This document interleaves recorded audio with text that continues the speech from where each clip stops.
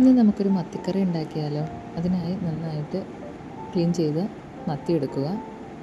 കറി വയ്ക്കാൻ ആവശ്യമായിട്ടുള്ള സാധനങ്ങൾ: ചുവന്നുള്ളി, വെളുത്തുള്ളി, ഇഞ്ചി, പച്ചമുളക്, കറിവേപ്പില, തക്കാളി. നന്നായിട്ട് അരിഞ്ഞ് എടുത്തതിന് ശേഷം ഒരു ചട്ടി അടുപ്പത്ത് വെച്ച് അതിലേക്ക് ആവശ്യത്തിന് വെളിച്ചെണ്ണ ഒഴിക്കുക. വെളിച്ചെണ്ണ ചൂടായി വരുമ്പോൾ അതിലേക്ക് കുറച്ച് ഉലുവ ഇട്ട് കൊടുക്കുക.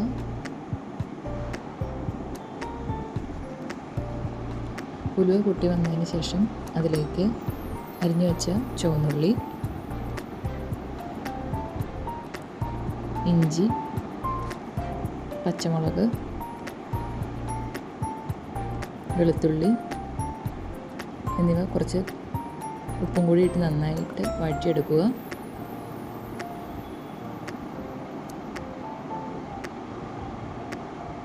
അതിലേക്ക് അരിഞ്ഞു വെച്ച തക്കാളി ഇട്ട് കൊടുക്കുക.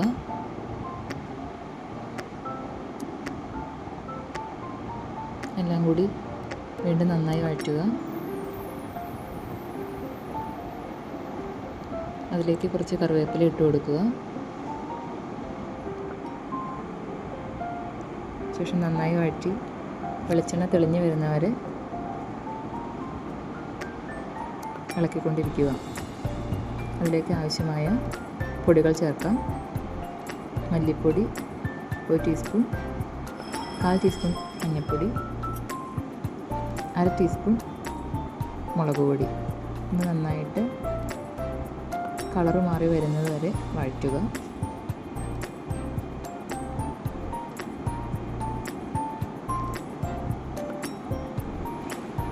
നന്നായി വഴണ്ടി വന്നതിന് ശേഷം ഇതിലേക്ക് വെള്ളം ചേർത്ത് കൊടുക്കാം. ഞാൻ തിളച്ച വെള്ളമാണ് ഉപയോഗിച്ചിരിക്കുന്നത്.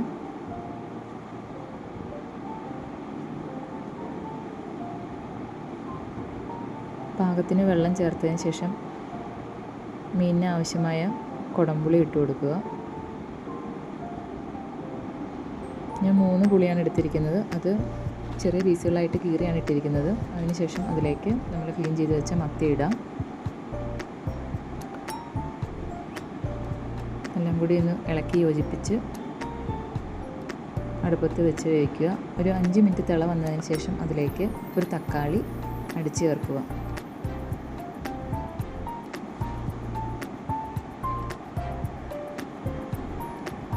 മത്തി വെന്ത് അതിൻ്റെ ചാറ് കുറുകി വരുന്നത് വരെ നമ്മൾ അടുപ്പത്ത് വെച്ച് വേവിക്കുക.